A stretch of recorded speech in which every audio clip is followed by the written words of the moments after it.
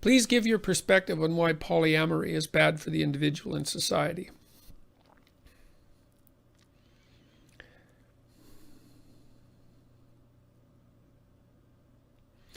Well, I think the fundamental reason is, there's a bunch of reasons. I mean, the first is societies seem to function better, that is, less violently. Let's say, when there's one woman per man, if there's many women per man, there aren't many women for every man. There are a handful of men, let's say a minority of men, a Pareto distribution of men who have a disproportionate number of women, and a lot of men who have none. And those aren't happy men, let's put it that way. They're men who are very likely to get up to no good very rapidly. So there's that. Then I would say the women who, let's say a man has many women, and let's say he's a desirable man for that matter, just for the sake of argument, if he has a variety of women, then those women don't have much of him. So they don't get to establish a real individual relationship with him because it's going to be fragmentary.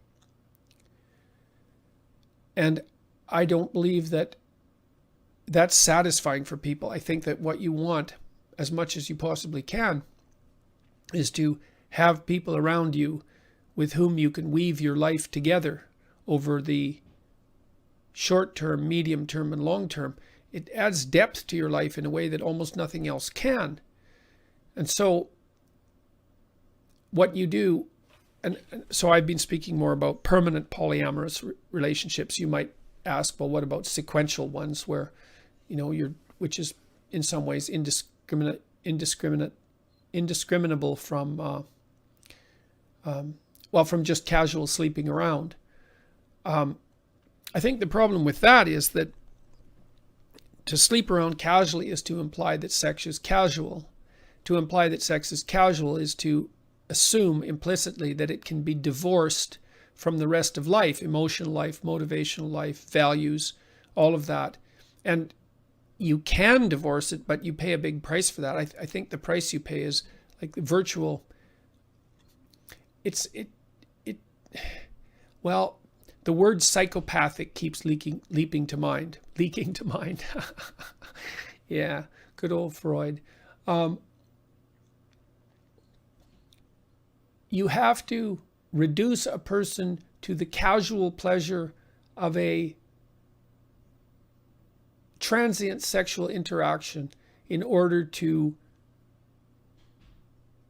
sleep around casually. And I think that once you establish that as a habit with sex, which is a deep experience, if you'll do that with sex, which is a deep experience, then, and you learn how, then what makes you think that won't transfer to everything else that you do? I don't see how it can fail to. So, you could say, well, monogamy isn't a very good solution. It's like, well, life is a sexually transmitted disease with a 100% fatality rate too. There's lots of really complex problems for which we only have the best answer we can come up with, which is not a utopian answer, but I would say, and I think the evidence supports this as well, that stable monogamy is the best solution that we know of, and it's also the minimum necessary requirement for the stability of children. So, polyamory, it's wrong.